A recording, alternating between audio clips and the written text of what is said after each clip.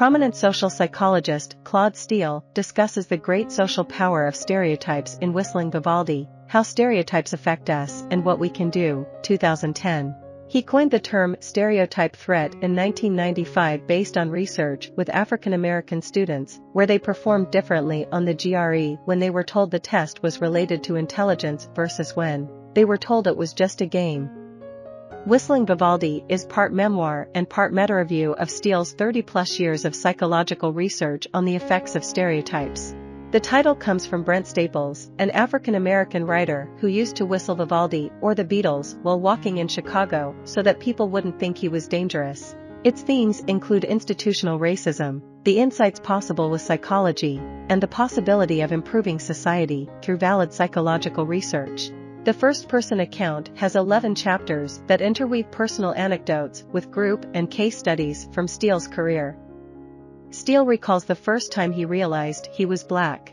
It was in the late 1950s, and he was 7 or 8 years old walking around Chicago. He was already learning stereotypes about black people, such as they couldn't swim because of a history with slave ships, and if they did swim it could only be on Wednesday, and they should only go to the roller rink on Thursday at night.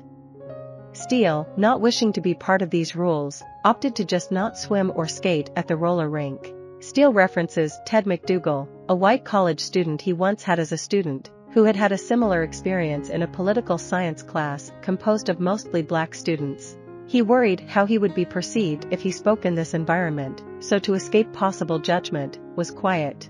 These situations can decrease performance, for example, when a white sprinter is competing against black runners, because the stereotype is that black runners are naturally more athletic. The white sprinter will have to overcome this extra psychological hurdle or his performance will decrease. The author became interested in when other people find themselves in these situations.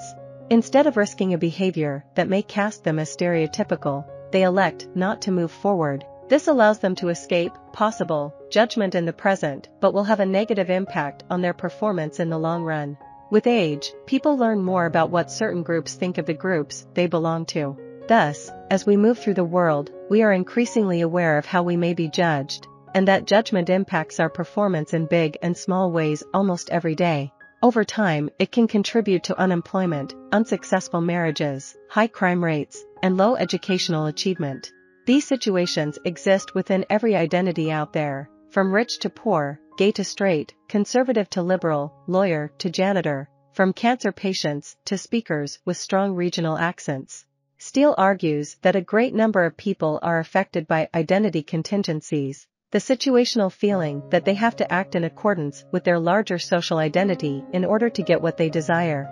For historically stigmatized groups, these contingencies rarely work in their favor. Steele offers several remedies for those who are ill-served by identity contingencies.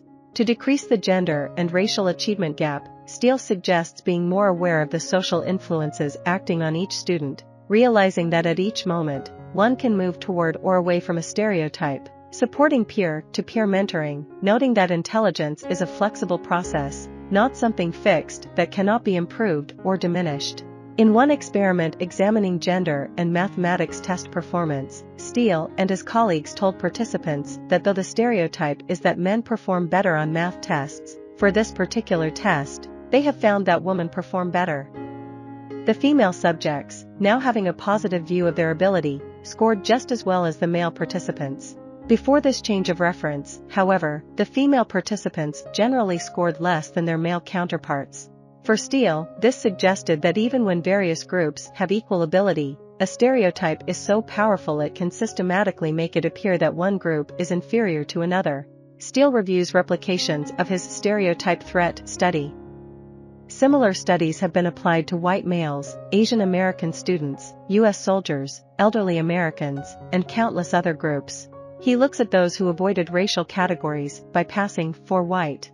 This includes the prominent writer Anatole Broyard, who passed for white until he admitted in the days before his death that his ancestors hailed from New Orleans, by way of Africa. He explores the complicated rationales for and against passing. Steele also comments that many of our actions, willingly or not, self-segregate. When one is in an interracial group, stereotype threat drastically increases. To get away from this unpleasant emotion, many people will retreat to groups who share their own identity. Despite these facts, Steele concludes with the potentiality that our individual experience with stereotype can make us more understanding toward those who are outside of our group. While stereotype divides us and increases anxiety, in a certain sense, it is something everyone has in common. I hope you enjoyed this video. Leave a like if you did and be sure to subscribe. Thank you.